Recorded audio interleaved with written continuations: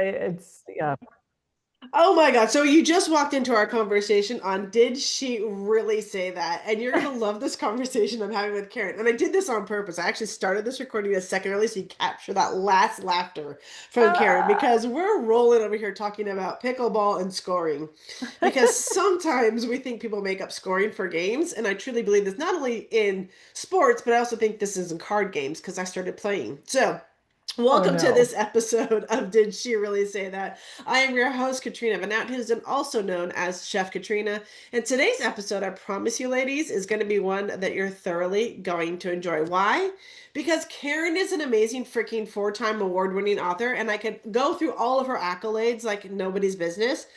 But one thing that really stood out with me when I first met Karen and started talking with her was, does anybody have like Zoom video meeting fatigue? Uh, Anybody? the world. The Yeah. world, right? Okay. And so what was interesting as I was going through her bio and reading about this, she's written books about how to host better company meetings. Oh my God, do we need that amount? All of us. And as you're building businesses as women, one of the things that we do have to do is get together with our teams. And so there is this sense of always being on camera. And what's funny is that we don't always know how to be on camera and actually interact with people the right way. Right. So inside of this, what Karen's also built is speaker dynamics. So we are going to be talking about, ladies, how to give voice to your business, number one, how to step out and actually how to fall in love with the camera. Because I hear it over and over again, Karen. I don't feel comfortable from the camera. Yeah. I don't know how to talk to the camera. And I feel like I look stupid and dumb is just about all of that. So we hear it all. So let's start with your journey first and foremost. So Yeah. you're a broadcaster turned entrepreneur. Yes. Like, share By a little accident. by accident. You go from just one end of the spectrum of an employee news broadcaster, like an amazing, to like, I'm now an entrepreneur teaching speaker dynamics and meeting. So Yeah. talk to me about that. Okay, I'm going to give you like the quick synopsis of how I got from here to there because it actually makes sense if you hear the trajectory, but on the face of it, you're like, wait, how did this happen? So I began, as you mentioned, as a broadcast journalist. I worked primarily for NBC, which is one of the major news networks in the United States where I'm based. Interviewed everybody from President Clinton to Muhammad Ali, won various awards. Yeah, it's pretty cool. That was very That's a cool. freak. She says it so nonchalantly. She's like, I just interviewed these people. Like, how cool is that? Like, there should be plaques behind you just having all the people that you've actually interviewed. I think that would be Well, that awesome. is an Emmy behind me, which I had in my See? attic for a really long time until my kids are like, why do you have this up here? I'm like, oh, I guess I should take it out. Like, but I just didn't think about it. So anyway, so I had a pretty successful career as a broadcast journalist, and it was She super fun. says pretty successful career. Ladies, I hope you're resonating with some of this because I think some of you ladies do the same thing she does. We downplay our brilliance. So, Karen, Well, I think brilliant. I am very comfortable in my own skin, Katrina, but I think Yes. there's a big difference between confidence and arrogance. So if I'd be sitting here and like puffing up my own resume, that would True. feel very inauthentic to me. True. So, but I really enjoyed what I did. But for all the ladies out here, you'll relate to this. If you've had children, you know how priorities can shift. So I had two kids a year apart. And that was not planned, but it was joyful, of course. But TV news is not a business where family life and professional life mesh together well. So, I had a situation where I was called out on a big story, and I was like, can't you call somebody else? I'm like, wait a second. Anybody else? That should not be the response. It should be me excited to go cover the big story. And I just lost some of that because at the time I had all my family in. We were having almost like a family reunion. I just wanted to Mm. spend time with them. And I'm like, news breaks when news breaks and not on your schedule. So I just got to a point where I needed to make a change. And I did. So it looked like this. I left my okay, very successful broadcast career and my pretty significant income to become, and literally this is on the relocation papers for my husband, the trailing spouse. Karin Reed, Oof. trailing spouse. I was like, dang, should I get That that on a hurts. business card? That is fantastic. So, but I did it just because I'm like, I've got to come up with a new chapter in life. So what happened actually pretty quickly is I ended up doing a lot of on-camera spokesperson work where I was hired by whatever company wanted to hire me to be their on-camera persona and did it well and got a lot of uptake on that. And it was interesting because one of my early adopters was actually a really big tech company. And one of their executives, who I had been alongside of on camera, said to me afterwards, she's like, Karin, I'm doing all these videos. I hate how I'm coming across. Mm. Can you help me do it better? And I'm like, huh, can I? I don't know. I know what I do, but can I translate it into a methodology that other people can adopt? And so I worked on it. I came up with something called the MVPs of on-camera success, which is the mental mindset, vocal variety, and physical factors, Okay. and apply that curriculum to a new business, which is speaker dynamics. So it began helping people to be better on-camera communicators. So that was like in 2010. This was well before Zoom was, something that we This did. is a decade before like Yes, the rest of exactly. the world caught up with Zoom. Yes. Right, right. So I started teaching people who were usually at the executive leadership level because they were delivering messages via video and to global teams, global, um, Oh, you you know, were using a tool like Skype that no longer exists well, anymore. it was that, or it was people who had to go into their studios that they had on Mm. campus or a studio that they rented out, and they had to deliver their messages through video. Now, that particular company that I originally was asked, "Can you help me?" They have an amazing studio setup, so it was, fully decked out. I felt super comfortable in there because that's what I did for my entire career. But I realized that my comfort level in front of the camera is very different than the Okay. vast majority of the world. So it really became organic in how it grew because they say, hey, this Karin Reed is really good at helping you to be better in this environment. And I was at the director level and up, and I was working with all these big companies. It quickly expanded, though, to helping people speak with Mm. ease across any platform. So that was on camera, but it was also in person and through those virtual communication tools. So as you mentioned, that became mission critical somewhere Yes. around 2020, and the business blew up. So I remember So big. I was doing this webinar.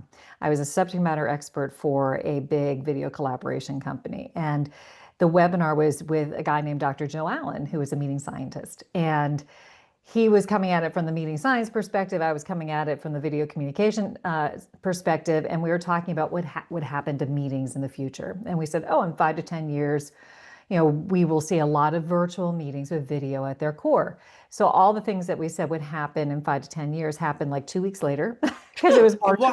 2020. Seriously, that quick of a time Yes, frame? 2 weeks later. Yes. Holy crap. And so Talk joke about goes on. serendipity. I know it was crazy. So yeah, the decade overnight success. But I remember getting a phone call maybe beginning, it was probably the end of March from a big pharma company, and they're like, "Hey, we heard about you.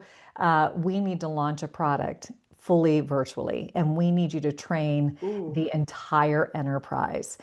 And up to that point, I've been doing basically work with like the executive leadership team and doing workshops and individual coaching. I'm like, wow, training the whole enterprise, that's a lot of workshops. And so A I had to lot of figure out how to workshops. scale, how to expand. So I expanded my team. I developed an online platform to help people improve their virtual presence and their ability to connect through the camera. And the business has just snowballed since then. And but I tell you, I feel like I am the queen of Google when it comes to being an entrepreneur because the learning curve is so steep from a business perspective. And I still don't think I'm that great at running a business. I mean, I think I'm really good at coaching. I think I'm really good at helping people to perform well whenever they communicate. But as far as like all the other stuff, I have a great team around me who keeps me on track, and I am very grateful for that because I'm not a detail-oriented person. I'm really not.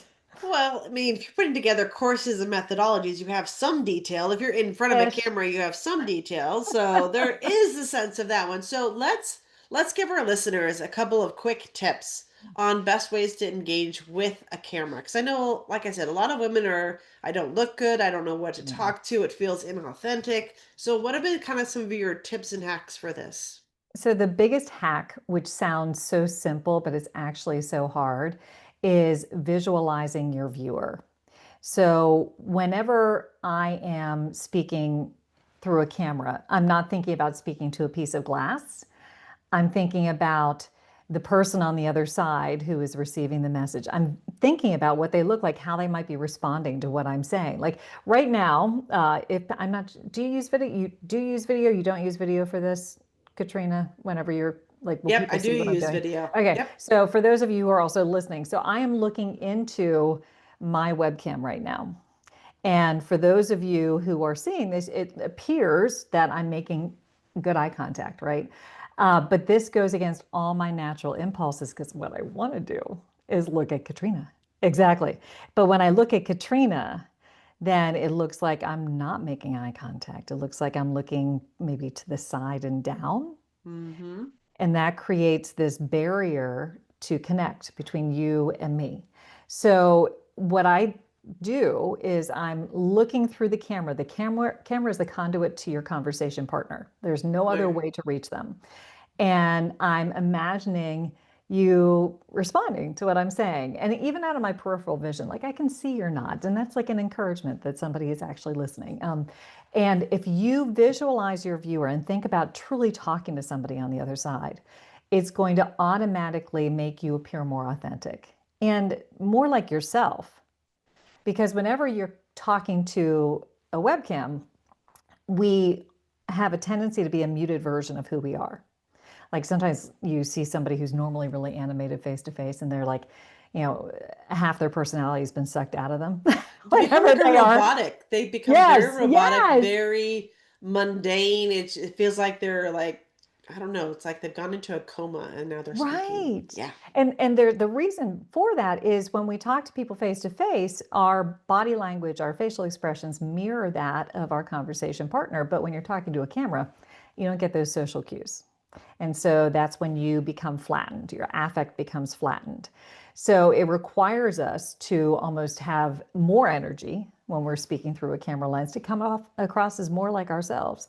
So I also like to think about it as, if you're having a conversation with somebody on the phone, and you can tell how old I am because I'm going like this. But, but whenever you are talking to a family member or a friend, your animation is likely the same, even though you're not able to see them, as it would be if you were face to face, because you're imagining them. You know that Yeah. when you say something sarcastic, that the person on the other end is going to roll their eyes, and you're envisioning that. But if you're talking to somebody, when you're ordering pizza, you're probably not going to have the same level of animation because you're not picturing that person on the other side. So you become flatter So whenever you're you saying you speak. have to have some imagination. You have to have that mental, it's the mental mindset. So I talked Okay. about the MVPs. Yep. The mental mindset is critical. Literally, think about somebody on the other side. You can't see them, but you Mm. know where they are. The camera is the portal to your people, and you need to pour your energy through that portal, or else you'll come across as a lesser version of you. The mundane, the empty, and the soulless. Right, exactly. Because there's also the people who are like, I know I'm supposed to look in the camera, and then they look like they're dead in the eyes and like they're being, held hostage and they're in a hostage video. Like you don't want that either. So, and you don't stare into the camera. You look away all the time when you talk to people face to You face. do. Same is You do. true whenever you're talking on camera. And then you can sneak those peeks at, your people that you're talking to and check out their nonverbals and read the room. Agree. So this show is all about challenging dynamics. We call it Did She Really Say That? Yeah. So has there ever been a moment when you've spoken to a client or as a speaker or entrepreneur said something that had somebody go, holy crap, did she really say that? Well, I mean, yes. I mean, for one Oh, thing, then share. well, I certainly don't have, I don't have much of a filter, which I mean, I think that's inherited. My mother has no filter either. But I think it's all in tone, right? You can gotta get away with saying stuff if you say it in a way that comes from a place of kindness. Yes. And so I try to always, like I tell my kids, be a force for good wherever you are. And I try to be a force for good, but sometimes it's a matter of actually telling people what they need to hear, even though it might be a little bit painful. So I have many examples of this, but one of the things that, I uh, want to hear an example. yeah, I will I'm give you one. dying to listen. Okay, So well, yes. so I was working, it was a high level executive, senior VP, and this person was in the tech industry. English was not his first language. And he had to say the word digital on a regular basis. And so he's delivering these messages both like in person and on camera, and he would say digital, the digital age, the whatever, the digital transformation. And because he was at this lofty level in the enterprise, nobody would correct him. And I'm like, you know Oh, what? Like this, he's going to be mortified that, yes. because it was a US based company and his audience was primarily US based. And so they all know that he's saying it incorrectly. So I was like, and I'm not going to, I almost said the name. I'm glad I didn't say the name. I'm like, hey, Joe, it's not Joe. I need to talk to you about your pronunciation of this word because it is off, but we're going to figure out how we can help you to do it differently. And so what we ended up doing was having him write it phonetically in a way that made sense to him in his Ah. first language. So it was, I'm sure everybody around us was like, oh, I can't believe she said that to him. But I feel like that's so important. The same thing happens like when people have bad audio on their virtual calls. You'll have some senior leaders who sound like they are talking from a tin can and nobody tells them. I I tell don't them. Yeah, I don't understand that. Like, come on. Audio is like the number one. Your video Yes. could suck altogether, but your Yes. audio Yes. needs to be on point. Yes, and there's actually an amazing study that came out from Yale this year that gives Mm. some data behind what we kind of knew anecdotally that indicates if you have poor audio quality on a virtual call, you might be perceived as less intelligent. People will have an automatic negative response to your content that you're delivering, regardless of the merit of it, and they consider you to be less credible. So why the heck would you allow bad audio to happen anywhere in your sphere of influence? So it's not going to happen on my watch. So I'm going No. to tell them. And I think that that's so important. And people appreciate it, you Well, know? it goes back to that commercial, like, can you hear me now?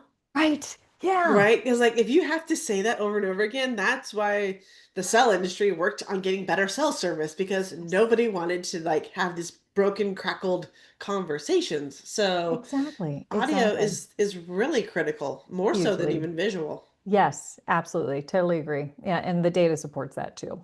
Yeah. I love the fact that they're still researching and finding this information.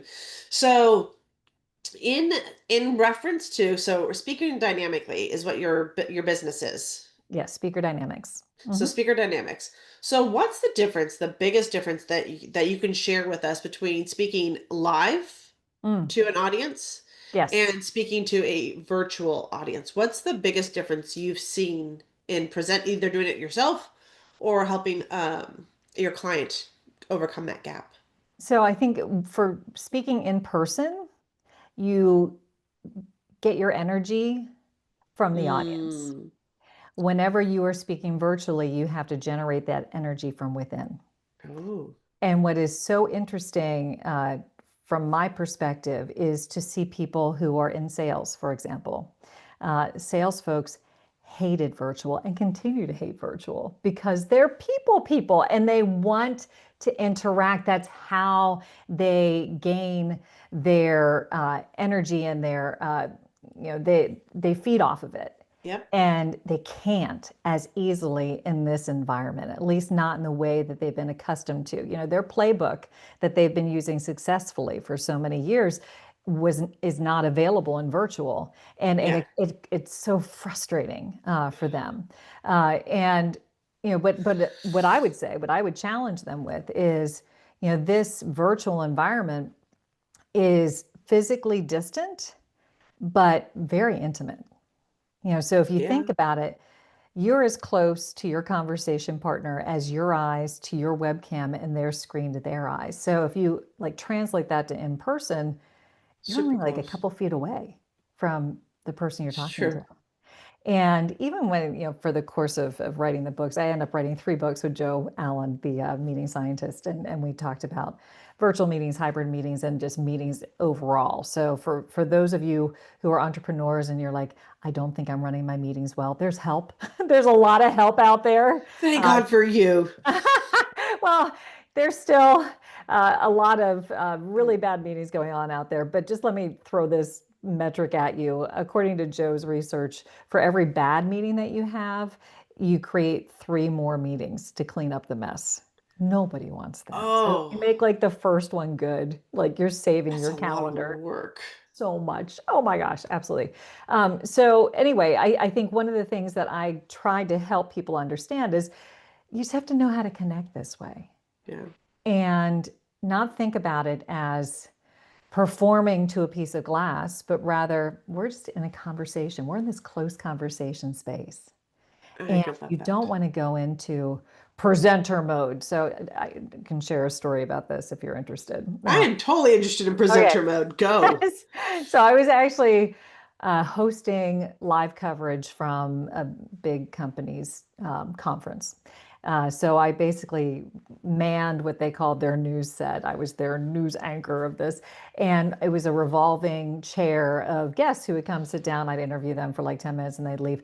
I didn't even know who was coming up next. I just basically they'd hand me. Notes. Yes, exactly. So Wow. person sat down across from me and we had just a couple minutes just to say hello, and we were having this really great conversation. I'm like, oh, this is going to be such a good interview. And as soon as the red tally light went on, which is the light that is on top of the camera that indicates you are live, she went into professor mode, which that's what she was as her day-to-day job. She was a professor, and she starts projecting her voice and doing big gestures and was talking to me, who is albeit like 3 feet away from her, as if I was at the back of a The room. symposium, seminar room. And it Wow. was so bizarre. And I'm like, what happened to you? We're having this great conversation, which would have played really well, through the camera, but you flipped a switch that should never have been flipped. So, and we have a tendency to try to communicate in the exact same way, no matter what the platform is. And it's very, very different. So, stay in that conversation space if you are virtual. And if you are playing to a live audience, fill that room and understand how you can reach every person in that room. So it's not just talking the first couple rows, it's being inclusive of all, and make sure that you are genuinely trying to connect with people throughout the room. I love that. And I think part of that's making that eye contact as you like look at people, especially if you're doing it virtually. Yeah. So my question for you as we wrap up this, there's 2 questions I have before we head off. Unfortunately, I feel like we should be able to talk for hours. So Nobody would Karen, listen to that, Katrina. oh come on, probably not, but I like the short, sweet to the point. So Karen, from a business perspective, you said, you're not great at business, but if there was a piece of advice that you could impart on women in business, no matter where they're at on their journey, what would be something you'd want to share with them?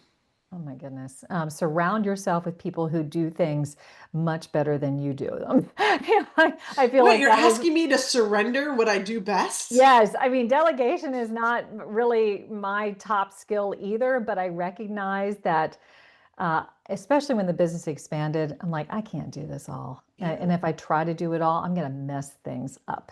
So recognize when that tipping point is.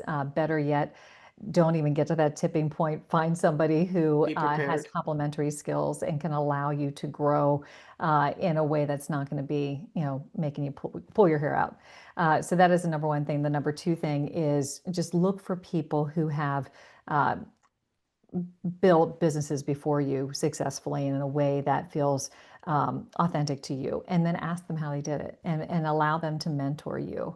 I've tried to do that with some other folks in my world, and it's so fun just to see them, grow and surpass what I've done.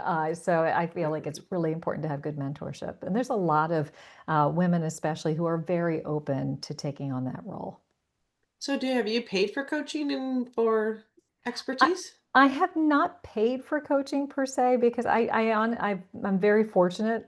that I can often do barter because Ah, communication is something that I can do pretty well, and a lot of people might struggle with it. So I'll do something along that line that actually works pretty well.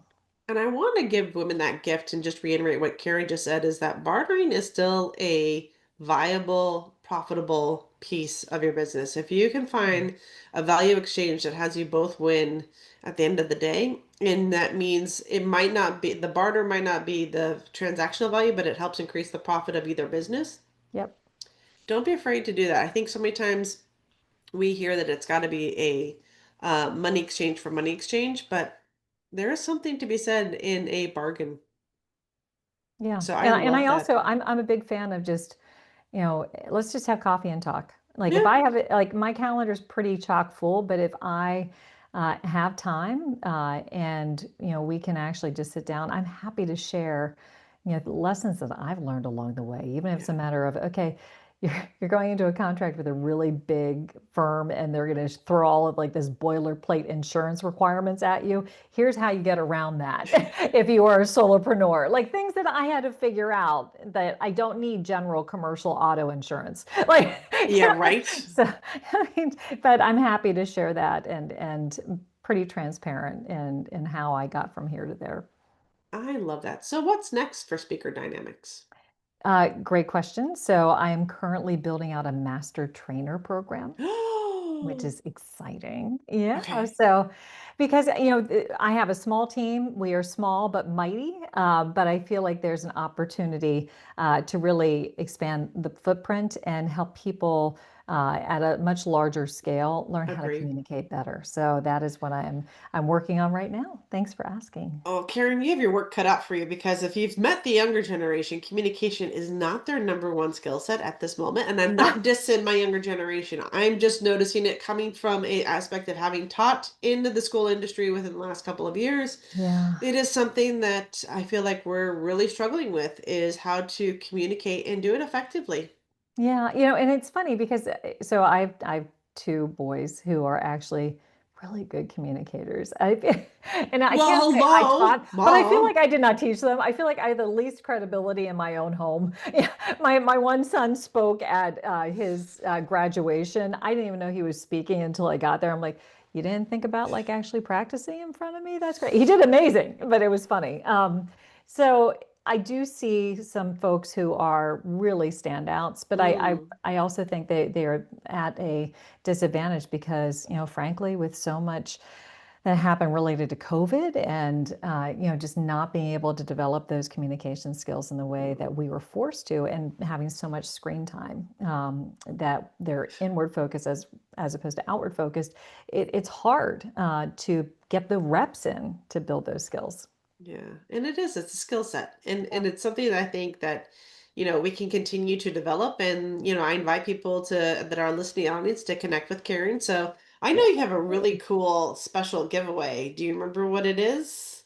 It's basically the first 10 people who send you an email get from this One podcast. of So my they books. mentioned that yes, right? So they get Yes. a free online course with you. Oh, that's right. Yeah, yeah, yeah. I think Katrina, thank Holy you. crap. Like I almost fell over as I'm sitting here putting this. So yeah, ladies that are listening, if you're one of the first 10, go email Karen like right now. Yes, Karen at speakerdynamics.com mentioned that you listened to this podcast. Thank you for Katrina. I actually forgot that that's what we were doing, That but that's was hilarious. freaking Um, fantastic. yes, and so because of the expansion of the business, we Ooh, created Speaker Dynamics University, which is our online learning platform, and it helps to, as mentioned, improve virtual presence. And there are a variety of courses on there, and you can select one of them, and we'll get you in there, and you can that is crazy. immediately begin to improve your comfort level speaking through a webcam.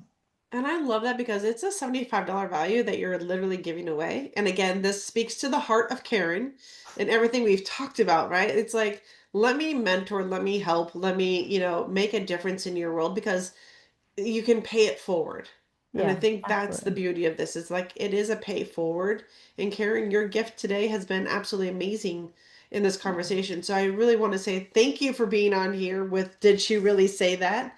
And just having an honest, fun conversation around what it means to speak to a camera, connect with your audience, and just as women in business, the authenticity you've shared about, building a business hasn't been the easiest thing.